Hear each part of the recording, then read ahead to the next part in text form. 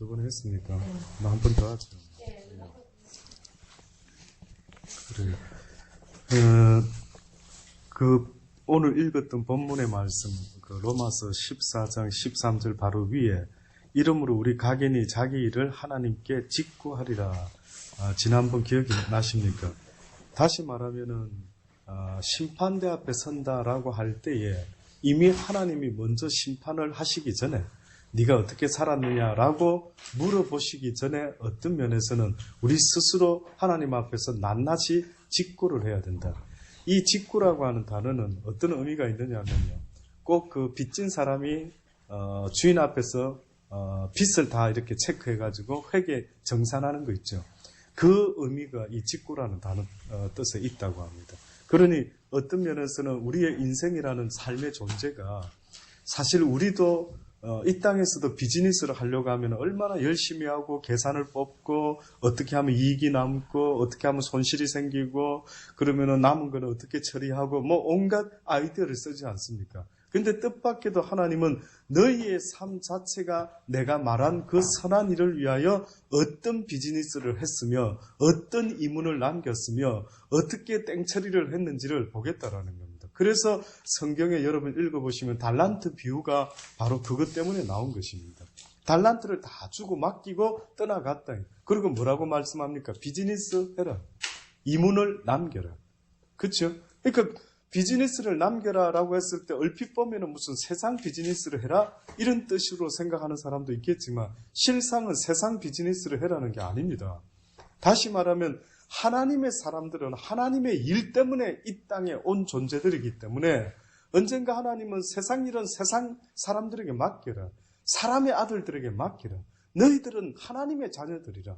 그러니 너희들이 이 땅에서 예수를 믿는다라고 하는 그 의미는 교회를 다니는 자들을 말하는 게 아니돼. 다시 말하면 이 땅에서 하나님이 주신 선한 사업을 통해서 수많은 영혼들을 남겨라는 겁니다. 수많은 영혼들을 하나님 믿게 만들어라. 그러니까 하나님께로 이끌어 오라라고 하시는 그 하나님이 보시고자 하는 예수님의 비즈니스가 우리에게는 맡겨져 있는 겁니다. 그러니 많은 사람들이 저는 비즈니스가 없는데요 목사님, 저는 그냥 주부인데요, 뭐 가사 도우미입니다, 뭐 어떻게 이렇게 말을 하는데 그것은 정말 넌센스다. 성경을 아는 사람 같으면 그렇게 말하면 안 됩니다. 성경이 뭐라고 말하고 있냐면 오늘 하루도 너에게 내가 만나게 한 사람에게 네가 어떻게 했는지를 내가 보겠다라는 거예요. 그래서 그 대표적인 예가 뭡니까? 선한 사마리아인의 이야기가 그래서 나온 겁니다. 선한 사마리아인의 이야기에 보면은 무슨 이야기를 하시면서 그 비유를 들었느냐 하면은 너의 이웃이 누구냐? 네가 이 세상 살아가면서 너와 날마다 만나는 사람이 누구냐? 또 누가 너한테 인생에 있어서 가장 중요한 사람인 줄 아느냐? 그걸 가르쳐 주시는 겁니다. 보니까 누가 가장 내 인생에 중요한 사람이고 나의 이웃이고 하나님의 말씀을 실천하는 상대 대상인가라고 봤더니만 뜻밖에도 피 흘려 죽어가고 있는 강도 만난 사람이 나의 이웃이 돼줘야 됩니다. 나의 이웃이라고 하는 것은 어떻게 보면 나의 이웃이라는 표현보다 네가 누구의 이웃이 될 것인가를 결정해라는 거예요. 나의 이웃이 누구지? 그런 소리 하지 말라고요. 그런 건 없습니다. 나의 이웃은 없습니다. 그러나 너의 이웃은 있다. 네가 만나는 오늘 그 사람, 그에게 네가 어떤 자가 되어야 될 것인가 하면은 그의 이웃이 되어주라. 내 이웃을 뭐같이 사랑해라고요? 내 몸같이 사랑해라. 그러니 피 흘려 죽어가고 있는 그 인생을 보게 되면은 네가 주저하지 말고 도울 수 있다면 도움의 손길을 펴라는 겁니다. 이것이 바로 비즈니스라는 겁니다. 생명 살리는 비즈니스. 그러니 여러분은 오늘도 어떤 비즈니스 하고 계십니까? 하나님이 기뻐하는 선한 크리스찬의 비즈니스를 지금도 하고 계십니까? 그래서 웃으라는 겁니다. 그래서 친절해라는 거죠. 우리가 늘 보는 것처럼 백화점에 가면 또 식당에 가면은 친절한 사람들 보지 않습니까? 왜 그래 친절한데요? 뭘 위해서 그래 친절합니까? 자기의 비즈니스 위해서. 권사님 시계방, 금은방에 계실 때 손님 올 때 아무리 피곤하고 힘들어도 어떻게 하십니까? 왜 왔지 저 사람? 이러면서 딱 쉬려고 하는데 와가지고 쓰니 피곤하게 쓰리 이러는 사람이 있습니까? 아무리 피곤해도 손님이 오면은 너무 반갑고, 왜? 내가 지금 이것 때문에 이 일을 하고 있는데. 그래서 조금이라도 더 팔아서 어떻게 해요? 비즈니스 하는 거 아닙니까? 그러면은 오늘도 우리가 살아가다가 강도 만난 자를 만났다면은, 아우, 저 사람 왜 여기서 이렇게 썰어져 있어? 아우, 짜증나. 아우, 난 바쁘니까. 이것이 과연 손님을 기다리는 카스터마의 모습이 주인의 모습일 수가 있겠느냐? 너희가 세상에 비즈니스를 하려고 할 때도 그렇게 애를 쓰고 노력을 하면서 어떻게 하여 너희가 오늘도 만나는 그 사람을 대할 때 어떻게 그렇게 무관심하게 대할 수가 있겠느냐? 이것이 바로 하나님이 우리에게 맡겨놓으신 인생의 비즈니스입니다. 그러니 너희가 언젠가 하나님 앞에 설 때에 한마디로 말하면 너가 비즈니스를 해서 어떤 이문을 남겼는지 좀 보자라고 분명히 직고하는 날이 오게 된다. 어쩌려는 망하면 어쩔 건데. 비즈니스 잘못돼가 망해가지고 저는 망했습니다. 누구한테 말도 못하겠고 창피한데 하물며 내 인생의 비즈니스를 하나님이 맡긴 그 사명을 그 미션을 열심히 하지 못하고 눈에 안 보인다고 표가 안 난다고 그냥 그렇게 만약에 교회만 왔다 갔다 하는 기독교인이 된다면 슬픈 이야기입니다. 뭔가를 참으로 오해했던 것입니다. 그래서 뭐라고 말씀을 그런즉 우리가 다시는 서로 판단하지 말고 도리어 부딪힐 것이나 거칠 것으로 형제 앞에 두지 아니할 걸 주의하라. 한마디로 말하면은 형제, 내 이웃, 내가 만나는 오늘 그 사람, 주님이 나에게 붙인 그 사람들 하루 동안 누구누구 만납니까? 보통 누구누구 만납니까? 기본적으로 가족들, 식구들.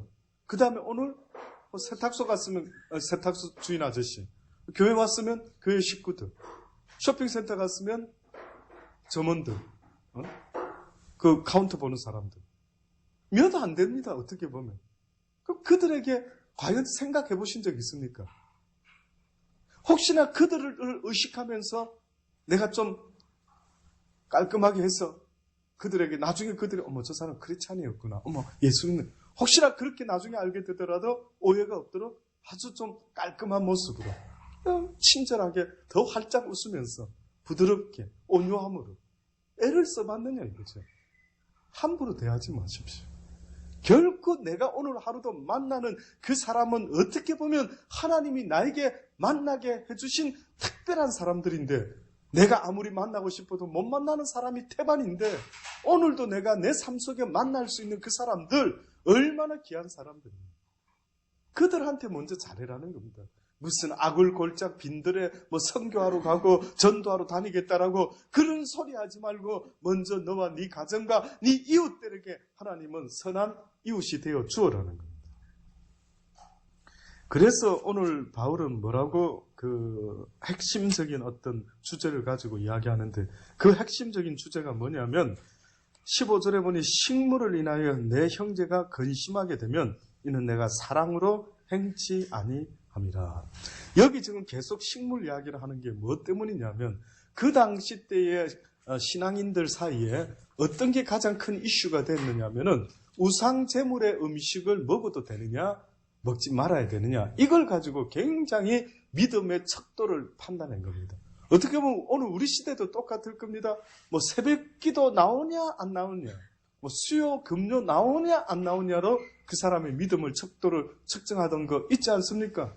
그래서 사실 현실적으로 큰 교회에서 권사 뽑고 장로 뽑고 집사하고 할 때 기준이 뭔지 아십니까? 공예배 빠지지 않는 거, 11조 하는 거, 또 그다가 새벽기도 나오는 거. 모든 기준이 그거지. 당시 때는 무엇이 더 기준이었는 줄 아십니까? 우상 제물을 먹느냐 먹지 않느냐 하는 이 이야기가 사람들에게 더 큰 이슈가 되었던 것입니다. 그래서 뭐라고 이야기하면 그 식물로 말미암아 형제를 근심하게 되면 이는 내가 사랑으로 행하지 아니한 것이다. 율법적으로 행했다 이 말입니다. 그러니 율법과 사랑은 대치가 됩니다. 늘 말했죠. 율법은 무엇을 만들어내는 거라고요? 율법을 통해서는 어떤 인간을 만들어냅니까? 죄인을 만들어냅니다. 율법은 선한 사람을 위해 존재합니까? 나쁜 일을 하는 사람 때문에 생긴 겁니까? 나쁜 일을 하는 사람 때문에 율법이 생긴 거죠. 그러니 율법이라고 하는 것은 죄인을 만들어내는 거지만 사랑이라고 하는 것은 긍휼과 자비를 베풀어서 하나님 앞에 나갈 수 있도록 의인을 만들어내는 것이죠. 그런데 식물로 가지고 율법을 가지고 자꾸만 형제를 판단하고 해서 만약에 그 형제가 멸망하게 된다고 하면은 그리스도께서 대신하여 죽으신 형제를 내 식물로, 내 율법으로, 내 판단으로 과연 정죄할 수 있는 가치가 있느냐? 어떤 가치도 생명을 살리는 가치는 하나님의 법에 있을지 몰라도 생명을 정죄하고 망하게 하고 소망을 끊어버리는 그 어떤 법도 하나님에게는 없는 것입니다. 그래서 정죄하지 말라는 거예요. 그래서 함부로 하나님 부르기 전까지는 판단하지 말라는 것입니다. 하나님의 나라는 먹는 것과 마시는 것이 기준이 아니라 오직 성령 안에서 의와 평강과 희락이라는 것입니다.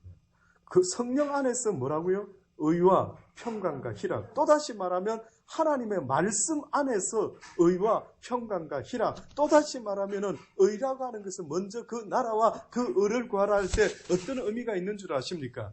하나님의 나라를 사모하는 자라는 것은 이 땅에서 도덕적이나 윤리적으로 올바른 사람이 되어야 돼요. righteousness라는 정의, 올바름. 기독교인의 기준은 올바름에 있는 겁니다. 예? 하나님 나라를 사모하는 자의 기준은 올바름에 있다. 아니면 아니요, 예면 예라고 말해란 말이에요. 기독교인의 행동 속에 수많은 사람이 보고 있는 겁니다. 내 박집사, 내 아내, 예수 믿는 내 아내의 모습을 통해서 주변의 가족들과 많은 사람들이 빛이 뭔지, 인생이 뭔지, 사람이 사람답게 사는 방법이 뭔지 그걸 배운단 말입니다. 그래 중요한 겁니다. 말로만 하지 마시라는 거죠. 사랑으로 나타나지 않으면 율법적인 판단과 정죄와 지적은 사람을 변화시킬 수가 없습니다. 저와 여러분은 이 땅에 사랑받기 위해 태어난 존재들이기 때문에 사랑이 아니고서는 아무것도 사람을 변화시킬 수가 없습니다. 여러분 변화되던가요? 이때까지 여러분이 누구의 영향을 받으신 것 같습니까? 살아오면서 누구의 영향을 받는데 그래도 최소한 나를 사랑하시는 엄마, 아빠의 영향을 받았겠지요. 그 이유는 바로 그분들은 사랑이 있기 때문에, 나를 사랑하기 때문에. 선생님도 참 존경스럽지만 때로는 선생님한테서 못 느끼는 것이 부모님께서 느끼는데 그게 바로 사랑 아니겠습니까? 옳고 그러면 훌륭한 스승님 많이 있죠. 그러나 부모는 한 분밖에 없는 겁니다. 그 부분을 통해서 사랑을 배워서 그 사랑 때문에 우리가 그 말씀에 순종하고 살아갈 수 있는 거지, 그것이 없다고 한다면 우리는 어떤 것도 마음에 담아둘 수가 없는 거예요. 아무리 그 말이 옳아도 나를 미워하는 선생이 그런 말하는 건 나는 그 말 가슴에 두지 않습니다. 그래서 오히려 하나님은 말보다 무엇이 더 다가가라. 무엇으로? 사랑으로. 늘 말씀드리는 게 왜 마음 쓰는 법을 못 배웠냐 이거예요. 왜 사랑을 표현하는 법을 못 배웠냐. 너무 안타까운 겁니다. 그러니까 우리가 이 땅에서 살면서 어떻게 보면 사랑을 나타내고 꼭 사랑을 나도 받고, 그러니까 나타낸다라는 말은 곧 모든 사람이 서로 사랑을 표현하면 모든 사람이 서로 사랑을 주고받게 되는 것 아닙니까? 그러니 그 사랑을 표현하는 방법을 너무너무 못 배운 겁니다. 예? 배운 적 있습니까? 사랑은 이런 거란다. 그거는 루드하다. 무례한 것이야. 이렇게 하면 안 돼. 사랑은 항상 아주 조용조용한 거지. 사랑의 모습은 항상 아주 바른 것이지. 사랑은 항상 온유한 것이지. 배운 적이 있느냐고요. 먹고 사는 이야기만 냈다 배우죠. 성공해라, 성공. 출세해라, 출세. 1등 해라, 1등. 저도 기가 아프게 듣고 자라본 이야기입니다. 가만히 돌아보니까 누가 나한테 사랑을 어떻게 표현해야 되는지, 사람을 대할 때는 꼭 사랑스럽게 대해야 된다는 거 누가 나한테 학교에서든 어디선 가르쳐 줬는데, 가만히 돌아보니까 나는 딴 거는 좀 배웠는지 모르겠는데 사랑을 표현하는 법을 전혀 배운 적이 없는. 그러다 보니 나도 사랑해야 될 내 자식한테 사랑을 표현 못하고 그저 옳고 그름만 이야기하니까 자식이 크니까 이제는 엄마 아빠 말을 듣지 않는 거예요. 품 안의 자식이라는 말이 왜 나온 것 같습니까? 좋은 속담 같아요? 나쁜 속담입니다. 왜 품 안에만 자식이 돼야 되는데? 누가 가장 존경하는 사람입니까? 예, 저희 엄마 아빠. 저는 세상에서 가장 존경합니다. 왜 그렇게 안 되는데? 결국은 부모는 자식을 사랑으로 키우는 것이지 옳고 그름으로 키우는 것이 아닌 것이기 때문에 그렇습니다. 그런데 이 방법이 성경에서는 그리스도 안에서도 그렇게 해라. 그리스도 안에서 한 형제 자매든 너희들도 서로 그렇게 해라.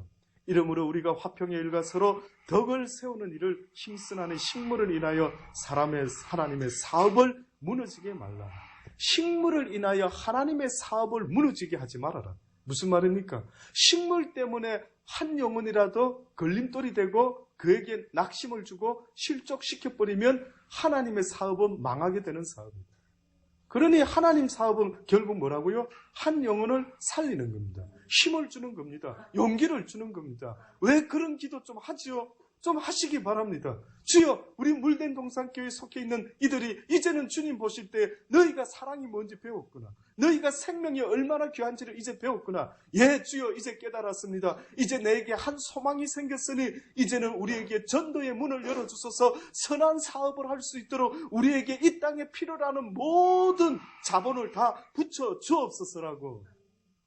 왜 그런 기도 못하는데요? 왜 만약에 계속 그냥 내 개인 먹고 살려고 하는 그 비즈니스 기도만 냅다 하고 있다면 슬프다요.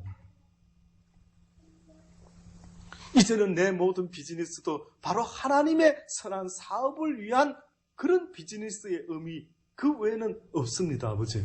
이제는 이 비즈니스, 이 사업체를 이때까지 내 이름으로 했던 이 사업체를 주님께 올려드립니다.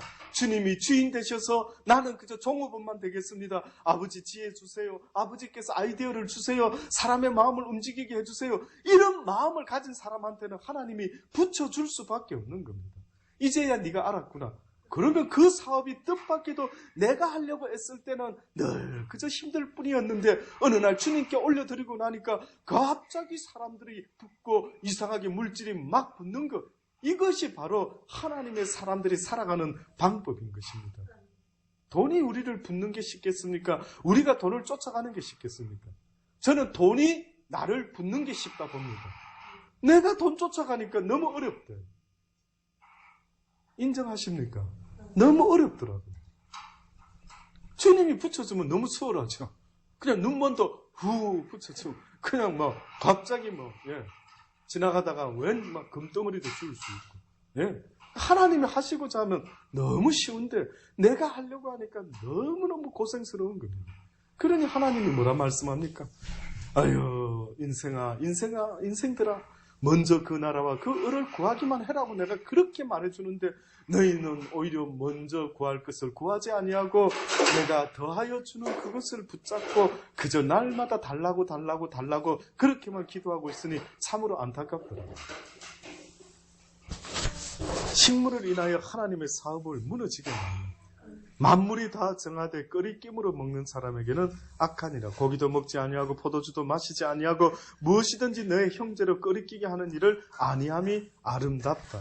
결론은 뭡니까? 내 형제로 끓이끼게 하는 일을 하지 아니하는 그 사람의 모습이 다시 말해서 형제로 하여금 늘 권면해주기도 하고 때로는 사랑으로 덮어주기도 하고 때로는 그저 반찬도 만들어주고 커피도 사주기도 하고 별것 아닌 그 조그만한 게 오히려 100마디의 말보다 더 낫다. 제가 만약에 여러분을 대할 때 말로만 대하는 것보다 뭔가 마음으로 전달되는 것이 있다면은 여러분은 더 어떻게 보면 와닿지 않겠습니까? 와닿지 않겠습니까? 그러니까 어떻게 보면 목사가 돈이 좀 많이 있어야 됩니다. 사실은. 예. 누구 사면은 목사가 먹사라고 누가 흉업이다. 목사들은 그저 대접받는 거 좋아하고 사주는 거 얻어먹는 거 좋아하고. 예, 저도 그 말 들을 때 좀 쫌쫌하더라고요. 예, 그래서 아예 그냥 저도 진짜 어느 큰 교회는 목사님이 카드를 딱 갖고 있다. 예, 구제 카드 하나 있었으면 좋겠습니다. 그리고 살다 가다가 그래도 목사 아닙니까 이름이. 근데 그럼 교회 돈 생기면 어디 쓸 건데요, 여러분? 돈 벌어서 어디 쓸 건데요? 예? 하다가 좀 불쌍한 사람, 내가 이거는 얻어먹어야 안 되겠다. 내가 목사인데. 그래서 저는 오히려 목사는 얻어먹는 쪽이 아니라 부지런히, 예, 대접할 수만 있다면 저는 그 모습이 좀 폼날 것 같아요. 그런데 그냥 목사는 목사다, 막 이런 소리만 들으면 좀 주눅들지 않습니까? 너무 없어도 좀 주눅들지 않겠습니까? 예. 그래서 애를 써보는, 예를 들어, 너무 목사가 막 삐까번쩍 또 하면 또 가난한 사람 부담스럽지 않겠습니까? 또 너무 꾸질꾸질하면 또, 중간쯤 되는 분들이 막, 내가 이 좋은 옷 입어도 될까? 목사님은 구질구질한 거 입고 다니시니. 만약에, 그것도 너무 좀 그렇지요. 그러니까 항상 주의 종이라는 어떤 모습 속에서는 늘 그렇게 뭐랄까요, 사람들에게 사랑을 어떻게 하면은 좀 다가갈 수 있는 그런 이미지를 만들어낼 수 있을까, 이것을 생각해야 되는 겁니다. 그래, 여러분 부자 되세요. 그래서 저한테도 진짜 구제 카드를 주의 이름으로 만들어 주세요. 예, 그래 해서 폼나게, 예, 그걸 어디 쓰는 거는 너무 걱정하지 마시고요. 내가 내 믿음으로 하나님 앞에서 야단 맞을 거 야단 맞고 할 테니까 그거는 그냥 그 걱정 붙들어 매시고, 예? 주여, 여러분도 그런 거 딱 통장 하나 만드세요. 예? 그저 막 딱 구제 통장 하나 딱 그래가지고 다니면서 그저 얻어먹는 것보다 여러분도 주의 이름으로 베풀어란 말이죠. 베풀어라. 어디에 성경에 얻어먹을 걸 기대해라, 이런 성경 규절이 어디에 있습니까? 사실은 없습니다.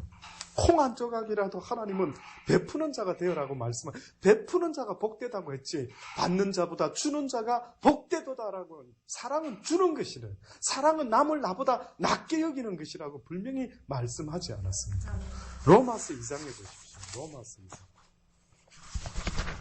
로마서 2장에 보면은 사람을 사랑해야 될 대상이라는 걸 다시 한번 지적합니다. 그러므로 남을 판단하는 사람은 물론 누구든지 내가 핑계치 못할 것은 남을 판단하는 것으로 내가 너를 정죄함이니 판단하는 내가 같은 일을 어떠 행함이라. 뜻밖이죠.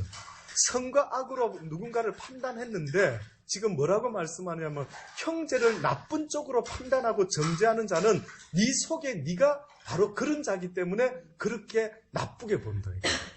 네? 네가 그 속에 너도 그런 정죄하는 그 어떤 정죄에 걸릴 수 있는 게 있기 때문에 네 속에서는 사랑이 안 나오고 정죄가 나온다. 형제를 판단하는 게 자꾸 나온다. 무서운 이야기예요. 우리는 몰랐죠. 우리는 가늠한 여자를 붙잡아가지고 돌로 치면은 나는 좀 어려워 보이고 이 죄인은 아주 못된 인간으로 해서 하나를 희생시킴으로 내 마음에 좀 위로를 얻을 수 있겠죠. 근데 뜻밖에도 하나님은 네가 누군가를 돌로 치고 싶으냐? 바로 그 사람의 죄가 너도 바로 있다. 너도 그 죄인이다. 근데 이상하게 형제를 사랑하려고 하고 이해하려고 하고 용서하려고 하고 잘못된 길 갈 때 때로는 권면하기도 하고 또 잘못된 길 갈 때는 때로는 화를 좀 내면서 야단을 쳐주기도 하고 이런 모습들은 하나님께서 바로 네가 사랑을 갖고 있는구나. 네가 사람들 앞에서 내 사랑을 나타냈구나. 나를 증거했고. 하나님은 사랑이라고 누누이 말씀합니다. 그러니 내 속에서 하나님이 형상이 나타난다라고 하는 것은 내 모습 속에 정죄와 심판의 모습이 아니라 사랑과 용서의 모습이 나타나지 않으면 나는 결단코 하나님 앞에 섰을 때 부끄러울 수밖에 없습니다. 무슨 말을 하든 결국은 사랑으로 나타나지 않으면 깡인 것입니다. 그러니 저는 여러분이요, 부자 되고 싶다 할 때도 제발, 과거에 어떤 분이 호주에 있다가 이제 한국으로 들어올 때에 기억이 납니다. 수요 예배 때. 목사님 부자 되고 싶습니다. 위에서 기도해달라고. 그래서 제가 왜 부자 되고 싶은데? 주저주저. 갑자기 제가 그래 물어볼 줄 몰랐던 모양이죠. 주저주저 하더라고요. 그래서 제가 그랬습니다. 강 선생의 그 바람이, 이 원인이 어디서 나왔는지는 모르겠지만 제가 아는 그 하나님이 누구를 부자를 만들어 주고 싶어 하시는 줄 아십니까?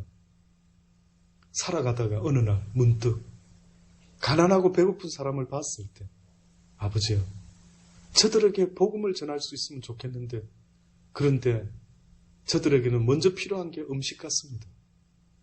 아버지, 내가 부자 되어야 될 것 같습니다. 저들에게 복음을 전하기 위해서라도 내가 부자 되어야 될 것 같습니다.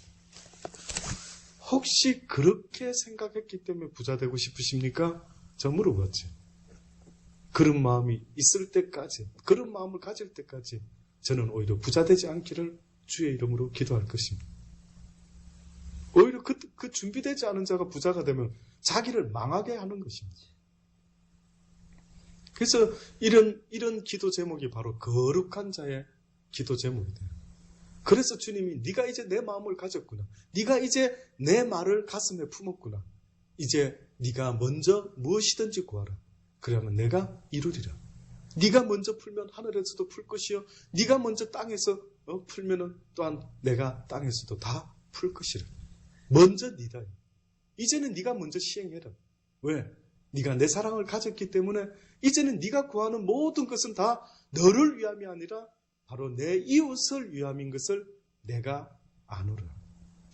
하나님이 오케이만 되면 되는데 문제는 아직도 내 모습 속에 하나님이 오케이 할 정도의 모습이 안 되는 겁니다. 그러니 그냥 뭐 남을 사랑하지도 못하고, 저는 사실 어렸을 때 저희 모친을 통해서 들었던 가장 가슴 아팠던 이야기 중에 한 가지. 아유, 우리도 돈이 있으면은 주의 종도 대접하고 선교사도 뭐 대접하고, 주의 종 선교사는 감두더라도 내 이웃이나 내가 만나는 오늘 그 사람에게라도 따뜻한 커피 한 잔이나 국밥 한 그릇이라도 대접할 수 있는 그 마음을 못 가진 게 저는 슬프더라고요. 늘 없다라는 겁니다. 늘 가난하다라는 겁니다. 입술로 늘 그렇게 말하더라고요. 나는 돈이 없었어. 나는 가난했어. 얼마면 부자인데요. 얼마면 이웃에게 국밥 살 수 있는데요. 정말 그렇게 가난합니까? 정말 간절히 내 이웃을 사랑하고 싶고 사랑을 표현하고 싶은데 너무너무 국밥 살 그게 안 돼서 형편이 그래 가난하십니까? 그러면 혹시나 내 가진 것을 팔아서라도 어떻게 한번 해보고 싶은 마음을 살면서 한 번이라도 가져보신 적 있습니까? 어느 크리스마스 이브 날이었습니다. 사랑하는 두 부부가, 서로 사랑하는 그 두 부부가 서로에게 선물을 사주고 싶었습니다. 선물을 사주고 싶었습니다. 아내는 남편에게 무슨 선물을 사줄까 고민합니다. 남편도 또한 아내에게 무슨 선물을 사줄까. 아내가 긴 머리를 가지고 있었던 모양입니다. 남편이 아내의 어떻게 보면은 긴 머리에 어울리는 핀을 사줘야 되겠다 이렇게 생각했던 모양이죠. 아내는 또 남편의 어떤 외투를 하나 사주려고 생각을 했던 거예요. 그런데 세상에 어떻게 그 돈을 구했나라고 보니까 뜻밖에도 그 아내가 자기의 긴 머리를 잘라가지고 가발 가게에 파는 것입니다. 사랑할 만한 부부는 끔찍히 사랑하죠. 하나님은 결코 그 사람들 칭찬하지 않습니다. 하나님은 네가 사랑할 만한 사람을 사랑하는 것에 대해서는 결단코 너 사랑이 참 충만하네. 사랑은 사랑할 만한 사람을 사랑하는 것은 그걸 성경은 사랑이라고 말하지 않습니다. 지금 제가 형제를 사랑해라라고 말하는 것은 사랑할 만한 형편이 될 때에 사랑하는 것을 성경은 사랑이라고 말하지 않는다고요. 도무지 진짜 국밥 한 그릇 사는 것조차 어려워가지고 무엇인가를 팔아야 될 정도로 전당포에 잡혀야 될 정도의 그러한 마음을 가지고 하나님의 이름으로 누군가에게 국밥을 사주려고 하는 마음을 가진 자가 있다면 바로 그 사람이 하나님으로부터 어떻게 하는 자라고요? 하나님께 꾸이게 하는 자라. 하나님이 하시는 말씀이 내가 너한테 빚졌구나. 네가 내 마음을 가지고 그렇게 귀한 마음을 가지고 내가 이 땅에 인생들을 볼 때에 그런 마음 가진 자를 본 적이 없는데 너는 내 마음을 가졌구나. 그에게 하나님께서는 주의 주고 싶은 모든 것 안 주실 이유가 없죠. 저는 저와 여러분, 저도 예외가 아닙니다. 저와 여러분이 정말 하나님의 마음을 움직일 수 있는 내 것이라 라는 개념이 아니라 주신 이도 여호와시오 거두어가실 이도 여호와시다 라고 하는 그 마음으로요 모든 것을 나눌 수 있는 그러한 사랑의 마음이 없이는 아무것도 할 수 없는 것입니다. 디모데전서 4장 말씀을 한번 보십시오. 디모데전서 4장.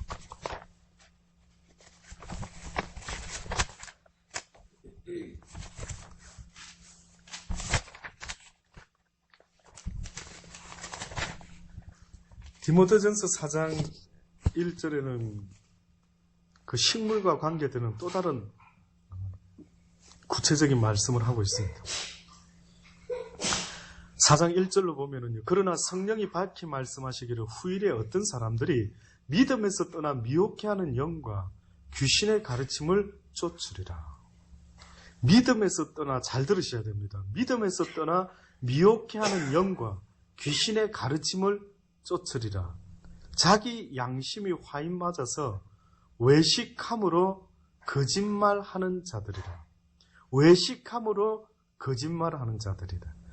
믿음에서 떠난 미혹해하는 영과 귀신의 가르침은 인간을 어떻게 만드느냐면은 외식하는 자를 만들어냅니다. 또다시 말하면 귀신의 가르침은 사람으로 하여금 말씀을 순종하게 만들지 않습니다. 말씀을 머릿속에 지식으로만 갖고 있으라라고 말합니다. 너무 뜻밖이죠. 그리고 그 지식을 어느 때 써먹느냐 하면은 누군가가 형제가 어떤 믿음 약한 자의 모습이 나타날 때 그 형제를 정죄하고 판단하는 데 써먹어라 이러고. 그래서 예수님이 징글징글하게 바리새인과 율법학자와 서기관들을 징계를 하셨던, 야단을 치셨던. 한마디로 그들이 가지고 있는 그 지식은 하나님으로부터 온 지식이 아니었던 것입니다. 왜냐? 하나님으로부터 온 지식을 배운 사람은, 사랑을 가진 주의 종을 통해서 배운 사람은, 수수꾼으로 이 땅에 부름을 받은 주의 종을 통해서 배운 사람이라 한다면은 그 복음의 능력은 사랑과 함께 나타나게 되어 있고, 그것은 곧 믿음으로 말미암아 행동으로 순종함으로 나타나야만 되는 거예요. 순종하게 만들어져야 되는 것입니다. 자기 양심이 화인을 맞았다. 외식함으로 거짓말하는 자들이라. 혼인을 금한다고 합니다. 잘 들어보십시오. 혼인을 금하고 식물을 폐하라 할 터이나 식물은 하나님이 지으신 바니 믿는 자들과 진리를 아는 자들이 감사함으로 받을 것입니다. 혼인을 금하고 식물을 폐하라라고 합니다. 어떤 자들이요? 이런 귀신의 가르침을 받은 자들. 그러면 이 말은 뭔지 아십니까? 주님이 기뻐하는 자는 결혼하지 않고 평생 독신으로 혼자 살다가 신부가 되든 수녀가 되든 수도사가 되든 뭐가 되든, 왜 그런 독신 수도사들이 생겼는 줄 아십니까? 그리고 그렇게 하는 것이 굉장히 세속적이지 않는 듯이. 어머나, 여러분 생각에 독신으로 있는 신부님들, 물론 다 상황은 다르죠. 독신으로 있다고 해서 전부 다가 그런 것도 아니고 결혼했다고 그런 것도 아니죠. 근데 어떤 이들이 만약에 이렇게 말합니다. 아, 주의 종이라면 혼자 살아야지. 독신. 예. 아우, 결혼하는 것은 세속적인 거야. 그러니까 아마 어느 순간에 하나님을 제대로 이해를 못하고요. 성경을 오해하기 시작했던 모양입니다. 그러니 사람들이 어느 순간부터 부지런히 무엇으로 믿음의 기준을 삼았느냐 하면은 바로 율법적인 걸 가지고 계속해서 저 사람 믿음 좋은 사람, 저 사람 믿음 나쁜 사람의 기준이 거기에 있는 겁니다. 목사도 믿음 없어도 목사할 수 있습니다. 요즘은 그렇죠? 신학교 졸업해서 목사 안수 받으면 돈만 있으면 교회를 짓기도 하고 얼마든지 목사할 수 있습니다. 얼마든지 바리새인 할 수 있고 얼마든지 사두개인 할 수도 있는 겁니다. 혼인을 금하고 식물을 폐하라 할 터이나 식물은 하나님이 지으신 바니 믿는 자들과 진리를 아는 자들이 감사함으로 받을 것이라. 우리 시대에도 아직도 이런 말 하는 사람이 있습니다. 목사님, 몰라서 묻는 청년도 있죠. 성경에 보니까 돼지고기는 먹으면 안 되던데요. 성경에 보니 되새김질 해야 되고 발이 발굽으로 갈라져야 되고, 근데 돼지는 발이 발굽으로 갈라졌지만은 되새김질을 합니까? 못합니까? 못하죠. 또 고기 중에 비늘이 없는 것은 뭘 했습니까? 먹지 말아라 했죠. 요즘도 어떻게 보면 어떤 분들 그거 지키더라고요. 애를 쓰더라고요. 그래서 어떤 분은 오리고기만 먹는다 그러더라고요. 예, 저도 오리고기 좋아합니다. 그러나 예수 그리스도 이후로 달라진 것을 그들이 기억을 못하더라고요. 예수 그리스도께서 뭐라고 말씀하셨는 줄 아십니까? 십자가에 달려 죽어 주심으로 율법 아래 있는 모든 이들을 은혜의 법 아래로 이끌어 가시면서 뭐라고 말씀하시냐? 누구든지 예수 그리스도를 위하여 기도하고 행하고 먹고 마시는 모든 것들은 가하다. 각자의 믿음대로 할 뿐이다 라고 하나님이 선포를 하신 겁니다. 그러니 예수 그리스도 이후로부터 살아가는 모든 크리스찬들의 모습 속에는 미꾸라지 먹어도 상관이 없는 겁니다. 죄송한데. 돼지고기 먹어도 상관없습니다. 문제는 기도하고 감사함으로 먹으면 되는 겁니다. 그런 식으로 따지면 아프리카에 미꾸라지라도 없어서 굶어 죽어가는 그들한테 만약에 누군가가 미꾸라지 갖다 줄래 했더니만 어머나 그 미꾸라지는 성경에 나쁜 건데 주면 안 됩니다. 무슨 말하고 있느냐? 네가 식물로 형제를 죽일 참이냐? 다시 말하면 왜 그렇게 어리석느냐? 왜 아직도 율법에 머물러 앉아있느냐? 예수 그리스도께서 율법 아래 태어나셔서 나무에 달려 죽었다라고 하는 그 의미가 뭔 줄 아느냐? 율법을 죽였다라는 겁니다. 또다시 말하면 율법을 완성시켰다라는 말입니다. 이제는 율법이 끝나고 은혜로 온전히 턴했다라는 그런 이야기를 하고 있는 겁니다.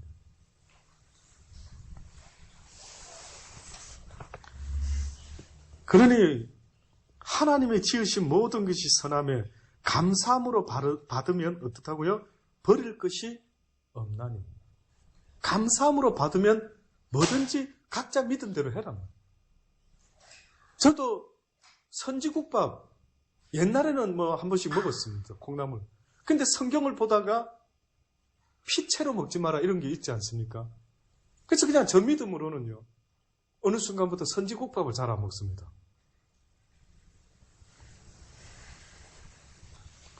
보신탕이 아무리 몸에 좋대도 저는 개고기는 또 잘 안 먹습니다. 그냥 왠지 저 마음에는 그냥 안 먹고 싶었어요. 그 네 믿음대로 해라는 겁니다. 안 먹고 싶으면 먹지 말아요. 안 먹었다 해서 율법적이다. 또 먹는 데서 어머나 저 사람은 교회 다니면서 목사님이 어째 그래 말굽이 갈라지지 않은 게를 저런 걸 성경에는 먹으라 한 적이 없는데 유독 교회 다니는 목사님들이 보신탕을 좋아한다 하더라고요. 야 이건 어떻게 이해를 해야 될까 싶은 생각도 들죠. 어느 때는. 네, 그러나 그런 것만 자유하지 말고 내 이웃에게, 내 형제들에게, 성도들에게, 하나님의 사랑하는 백성들에게 좀 자유해라. 그들을 위해서라면 너의 자유가 오히려 그들을 위하는 자유가 되라. 어디로부터의 자유가 아니라 어디에 속할 자유가 될 것인가를 선택해라는 이야기 아니겠습니까? 아무쪼록 오늘 하루도 여러분 살아가면서요. 제발 율법적인 내 모습이 혹시나 없는지를 돌아보고 내가 그리스도 안에서 자유자인지 아직도 얽매여가 양심의 끄리낌과 죄책감 속에서 날마다 그렇게 살아가고 있지는 않는지를 돌아봐라는 겁니다. 그래서 오늘 본문에 바울은 멋지게 결론을 딱 냅니다. 얼마나 멋있는 표현을 썼는 줄 아십니까? 바울이 이렇게 말하죠. 의심하고 22절의 마지막에 내게 있는 믿음을 하나님 앞에서 스스로 가지고 있으라. 자기의 옳다 하는 바로 자기를 책하지 아니하는 자는 어떻다고요? 복이 있다. 자기의 옳다 하는 것으로 자기도 책하지 말아라. 알겠습니까? 남을 책하지 말라 하는 거는 배웠는데 나도 책하지 말아라. 너도 실수하고 넘어질 때 네가 아는 그 지식을 가지고 나 같은 목사가 그래 너도 지키지 못할 거면서 뭐 때문에 성도들한테 이렇게 살아라 저렇게 살아라 말했을까 이용호야. 아이고 그냥 목사 간두자. 이렇게 네 스스로 가지고 있는 그 선악간의 믿음을 가지고 네가 혹시나 그렇게 판단하지 말아라. 자기의 옳다 하는 바로 자기를 책하지 아니하는 자가 어떻다고요? 복되다. 이 뜻은 그 누구도 어떻다고요? 정죄하지 말아라. 그 누구도 판단하지 말아라. 심지어 네 자신도 어머나 내가 말씀을 알아놓고도 또 이렇게 죄지었습니다. 이래가지고 길티를 느끼지 말라면 그게 더 나쁘다. 죄 짓는 것보다 더 나쁜 게 죄책감이라고 제가 말하지 않습니까? 왜 죄 짓는 것보다 죄책감이 더 나쁜지 아십니까? 죄책감은 정하고 비슷하기 때문에 그렇습니다. 죄책감은 사랑이 아니라 정이라는 모습 속에서 나오는 아주 묘한 나쁜 감정이기 때문에 아담과 하와가 처음에 죄를 범했죠. 그때 그들이 뭐가 발동이 됐습니까? 죄책감이 발동. 그리고 어떻게 액션을 취했습니까? 숨었습니다. 누구의 낯을 피하여? 하나님의 낯. 하나님은 오히려 뭘 원했을까요? 그렇죠. 권사님도 자식한테 뭘 나쁜 걸 지적할 때 엄마가 나의 비리를 알았구나. 엄마 나서 못 보겠어. 어머니 죄송합니다. 이 불효자를 용서하소서.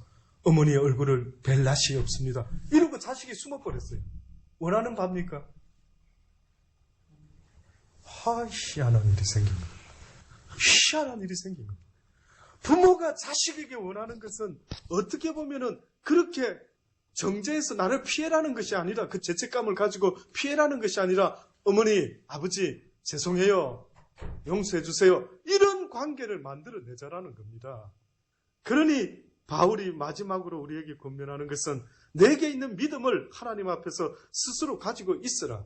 그걸 무시하지는 말아라. 그러나 자기의 옳다 하는 바로 자기를 책하지 아니하는 자가 복이 있다. 의심하고 먹는 자는 어떻게 됐대? 정죄되었나니 이는 믿음으로 쫓아하지 아니한 영고라. 믿음으로 쫓아하지 아니한 모든 것이 뭐라고요? 죄다. 그러니 정죄는 믿음입니까? 판단입니까? 정죄는 판단이라는 겁니다. 정죄라는 그 단어는 판단하는 것이란 말이에요. 판단했기 때문에 죄를 정하는 거 아닙니까? 그러니 죄를 정하는 것은 누구만 할 수 있다고요? 하나님만 할 수 있대. 그러니 믿음으로 쫓아 하지 아니한 모든 것들, 쉽게 말해서 주께서 하시겠다, 하셨으니 맡겨드리고 내가 함부로 판단하고 정죄하지 않을 것을 생각해야 되는데, 계속 믿음을 쫓지 않는 모든 판단과 모든 분별과 모든 정죄가 있다면 그것은 바로 다 죄가 된대. 믿음으로 행하지 않는 것, 또다시 말하면 사랑으로 행하지 않는 모든 반대되는 판단과 정죄는 다 죄다. 무서운 이야기입니다. 그런데 여러분 절대요 그런 데서는 앞장서지 마세요. 남을 정죄하고 남을 흉보고 남을 지적하는 말들은 함부로 앞장서지 마세요. 입 조심하셔야 됩니다. 정말 또 단속하시고 또 단속하셔야만 되는 거예요. 아무쪼록 저는 여러분과 제가요 이 세상 살아나가면서 사랑이 뭔지 모르는 그들에게, 사랑할 만한 사람만 사랑하는 그들에게, 사랑할 수 없는 그 사람들이라 할지라도 주의 사랑을 가지고 그들을 오늘도 사랑하며 사는 그 모습이 오히려 하나님이 가장 기뻐하는 모습이라는 사실을 잊지 마시기 바랍니다. 하나님 앞에 기도하는 자의 모습도 하나님이 그를 기뻐하는데, 내 이웃을 내 몸과 같이 사랑하려고 몸부림치는 자, 그래서 부자 되고 싶어하는 자, 그래서 애쓰는 자를 하나님은 얼마나 더 기뻐하실지를 여러분의 상상에 맡기겠습니다. 기도하십니다.